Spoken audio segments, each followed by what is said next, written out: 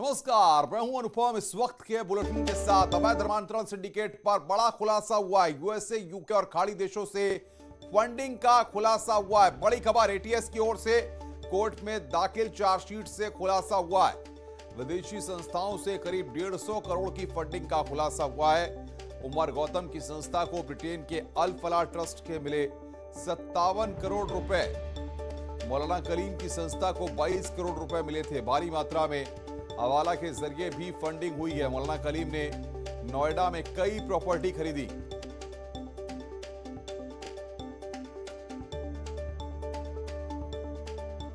तो बड़ी खबर, कोर्ट में मौलाना कलीम की संस्था को 22 करोड़, ये यहां पर जानकारी निकलकर सामने आ रही है। 150 करोड़ की फंडिंग की बात आ रही है। अवैध धर्मांतरण सिंडिकेट में यह बड़ा खुलासा यहां पर हुआ है। यूएसए, यूके और खाड़ी देशों से फंडिंग हुई है। भारी मात्रा में हवाला के जरिए फंडिंग हुई है। कोर्ट में एटीएस की जो चार्जशीट थी उससे यह खुलासा हुआ है।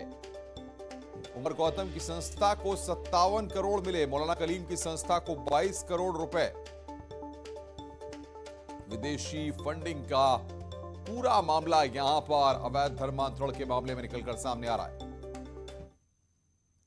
और सीधे रुख करते हैं लखनऊ का, जहां से मौजूद है हमारे संवाददाता ऋषभ मणि त्रिपाठी। ऋषभ, इससे पहले भी कई बार ये बातें सामने आती थी कि विदेशी फंडिंग होती है इन संस्थाओं को, और अब यहां पर एटीएस की चार्जशीट से इस बात की पुष्टि होती है। जी अनुपम, देखिए यूपी एटीएस ने बीते कुछ समय से अवैध धर्मांतरण का जो इंटरनेशनल लेवल पर रैकेट चल रहा है उसके ऊपर काम किया है। अब तक 16 आरोपियों को गिरफ्तार किया है। 8 आरोपियों के खिलाफ चार्जशीट लगा दी है। अभी रिसेंट में जो चार्जशीट लगाई गई है उसमें एटीएस ने इस बात का जिक्र किया है कि इस्लामिक दावा सेंटर जो उमर गौतम की संस्था है उसको ब्रिटेन के अल फलाह ट्रस्ट से 57 करोड़ रुपए मिले हैं। और जो मौलाना कलीम सिद्दीकी है उसका ट्रस्ट है Islamic peace centre, international peace centre माफ कीजिएगा, उसको 22 करोड़ रुपए हैं। और ऐसे ही कई करोड़ रुपए हवाला के जरिए अवैध तरीके से भी इन संस्थाओं को मिले हैं। और ये सारी रकम धर्मांतरण के लिए दी गई है। और ये बाकायदा उन देशों को, जहां से जिन संस्थाओं से इनको रकम मिलती है, उनको बताते हैं कि देखिए इस रकम का इस्तेमाल हमने धर्मांतरण में कराया है। हमने इस साल 1000 लोग धर्मांतरित कराए हैं इस्लाम में, हमने 2000 कराए हैं, 5000 कराए हैं। और एटीएस के पास ऐसे हजारों नामों की लिस्ट है जो इन संस्थाओं, इन लोगों के द्वारा इस्लाम में कन्वर्ट कराई गई है। और बाकायदा समय समय पर इनके सेशन कराए जाते हैं। ये बताया जाता है सेशन में कि ये देखिए फला इस धर्म से आए हैं और ये इस स्टेटस पे थे, ये इस लेवल पे थे, ये इस परिवार, इस खानदान, इस नौकरी से, इस पढ़ाई से ताल्लुक रखते, ताकि और लोगों को ये इंस्पायर कर सके, मोटिवेट कर सके और उनको इस्लाम में धर्मांतरित कर सके। ये साफ साफ लिखा है चार्जशीट में कि भयभीत किया जाता है, प्रलोभन दिया जाता है, नौकरी का लालच, शादी का लालच, लाइफ में सेटल करने का लालच, ऐसे तमाम लालच। बिल्कुल ऋषभ, लेकिन अब सबसे बड़ा सवाल ये है कि विदेशों में फैले वो कौन लोग हैं जो इनकी मदद करते थे, किस तरीके से पैसा इकट्ठा होता था। अब इन सारी जांच को कैसे किया जाएगा, कैसे वो लोग सामने आ पाएंगे? देखिए अभी तो इसकी इन्वेस्टिगेशन ऑलरेडी चल रही है, लगातार इसमें गिरफ्तारियां भी हो रही हैं, चार्जशीट भी लगाई जा रही हैं। तो अब एटीएस का काम यह है कि फिलहाल जो 16 लोग हमारे पास आ गए हैं इनके खिलाफ सबूत जुटा के मजबूती से कोर्ट में मामला पेश किया जाए, ताकि इन आरोपियों को कोर्ट के माध्यम से सजा भी दिलाई जा सके। और ये जो अवैध धर्मांतरण का इंटरनेशनल लेवल पर रैकेट चल रहा है इस पर लगाम लगाई जा सके। खुद चार्जशीट में एटीएस की ओर से यह लिखा गया है कि भारत का जनसंख्या संतुलन बिगाड़ने की एक बड़ी साजिश रची जा रही है। एक धर्मनिरपेक्ष राष्ट्र को शरीयत के मुताबिक चलाने की साजिश हो रही है। ये सब एटीएस की चार्जशीट में है, ये हम नहीं कह रहे हैं। तो एक जांच के बाद बाकायदा सबूतों, साक्ष्यों के आधार पर एटीएस ये बात कर रही है। और अभी भी इस मामले की इन्वेस्टिगेशन, गिरफ्तारियों का दौर चल रहा है। ऋषभ, बहुत बहुत शुक्रिया आपका हमारे साथ जुड़ने के लिए और बातचीत करने के लिए। ऋषभ मणि त्रिपाठी इस वक्त की बड़ी खबर पर हमें अपडेट दे रहे थे।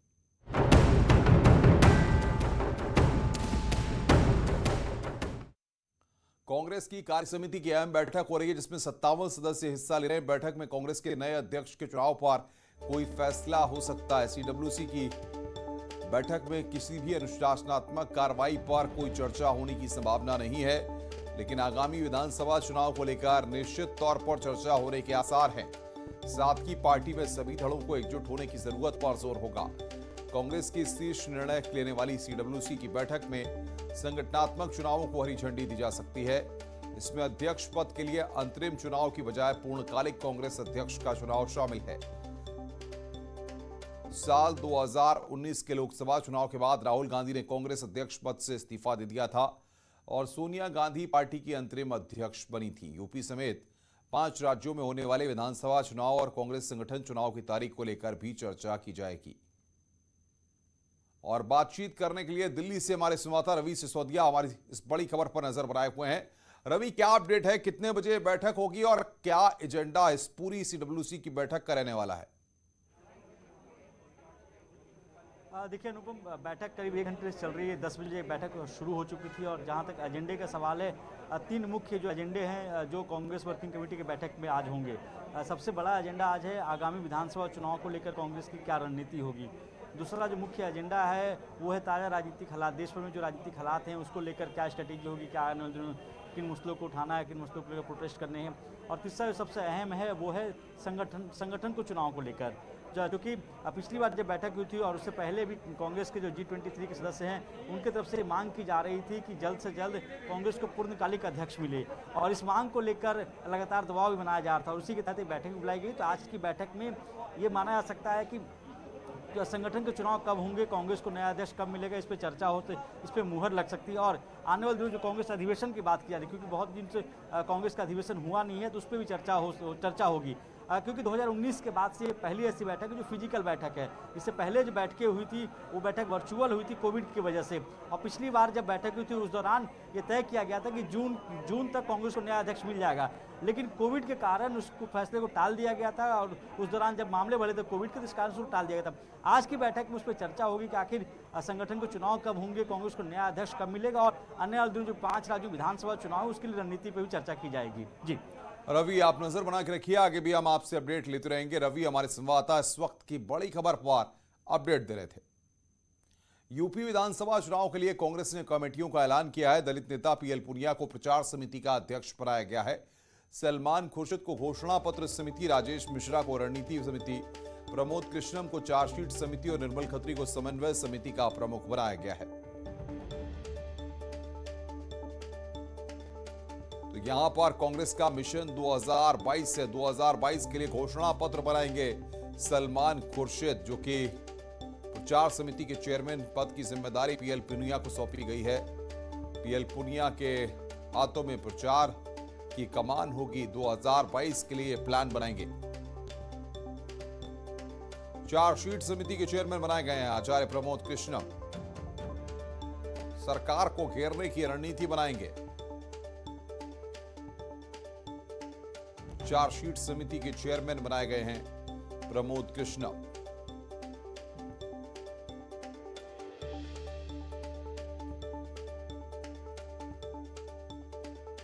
तो कांग्रेस पार्टी का मिशन 2022 का ये पूरा एजेंडा, इसके बारे में हम आपको जानकारी दे रहे हैं।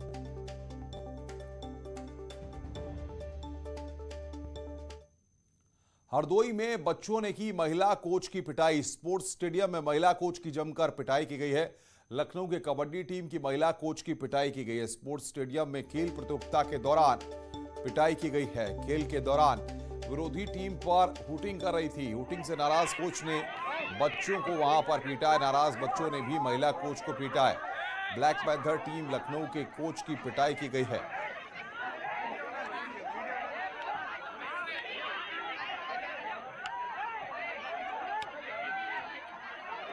तो हुटिंग से नाराज कोच ने बच्चों को यहां पर पीटा है। नाराज बच्चों ने महिला कोच को वहां पर पीट दिया। ये तस्वीरें इस वक्त हम आपकी स्क्रीन पर दिखा रहे हैं।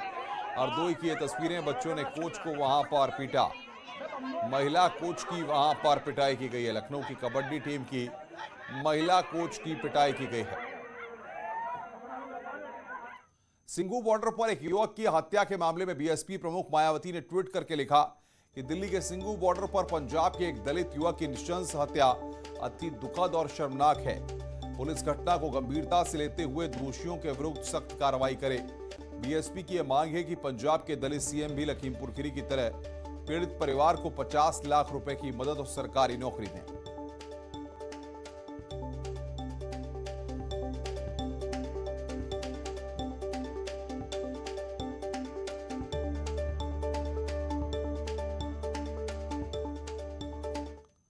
छत्तीसगढ़ के जशपुर जिले में